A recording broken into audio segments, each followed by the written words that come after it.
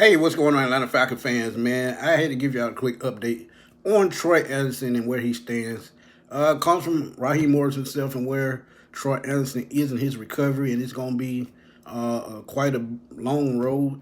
But there is light at the end of the tunnel, and guess what? There are other surprises, and I think it's going to shock y'all that he could be back sometime this year, but it won't count against the Falcon roster. And I'm going to give y'all an update via Tory McElhaney as to how that can happen. But y'all listen to Raheem Morris right quick, and he'll give y'all an update on what Troy Andersen stands. Probably the most updated version of it all is he's out in the field doing some work, doing a couple of really good things. Obviously, still in the same situation that he has been, but we got a chance to get with our teams, with our doctors, with everybody else, and kind of get updates on where he is and where his projection could be. I'm not going to tell you that right now, but I feel really good about Troy and some of the things that he's progressed into and how he's going to be able to help us this year. Week one doesn't seem possible at this point. I don't want to rule it out, but I don't want to lead you on to think it could be a week one thing either. It's not been more than a year, D-Led. We're at exactly, I think 9 months, 8 months, 9 months, somewhere in that situation. And it's around, those plans when those things happen, those knee injuries, things of that nature.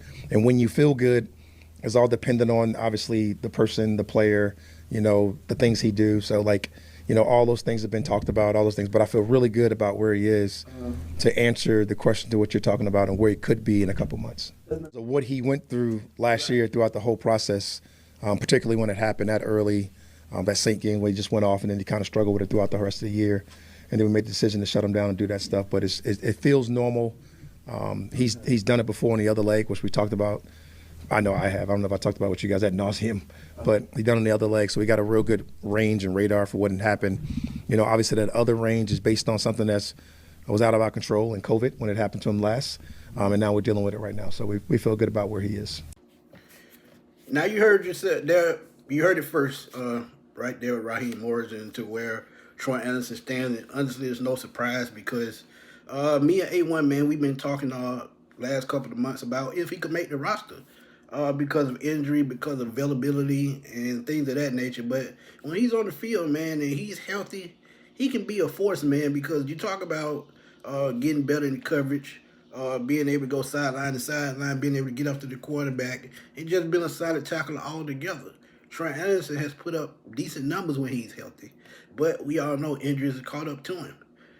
But he could go on PUP list, IR, 4 games, and it might not count against the Falcons roster spot.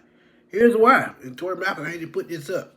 It said with the new IR rules that were introduced last year, you can place 2 individuals on IR with a designation to return during cuts, and they do not count towards the initial 53-man roster, which means they can carry 2 extra players to fill those roster spots. It's just like, honestly, it's just like you elevating a person on game day from the practice squad to fill it in. It's something similar to that, but let's finish it out. So with a player like Troy Andersen on the active PUP list, he currently counts towards the 90. However, he can be placed on reserve PUP during cuts. This will mean he does not have to go through waivers, and that's a plus. But he also wouldn't count toward the 53.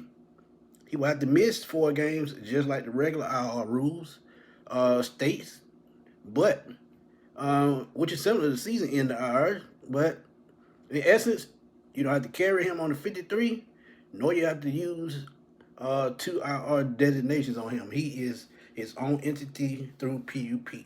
So there is the loophole for him to be on the IR and the PUP, but when you think about it, I think it's a plus for the Falcons, man, because we've seen other guys that stepped up, Josh Woods, Divine Diablo, who's probably going to take his spot in the starting lineup to start the season, Caden Ellis, who had a monster year last year. So Troy Andersen, this may be his saving grace. If he can recover from this knee injury, because remember, this happened last year. The year before that, it was a knee injury. It's a pectoral injury in 2023. So injury has just not been his friend. But again, he is very productive when he's available. So that's the update on Troy Andersen. I pray he makes it back and get back to his old self. But, I'm starting to wonder, can he continue just playing football overall, because this is his second knee injury, and we know how those things play out sometime. But tell me what y'all think, man. Will he make it back for the Falcons? Time will tell. Y'all drop those comments, man. Y'all know how we do it on the Sports Machine. It's your boy Antoine Smith signing off. I will holler at y'all soon, man. Peace.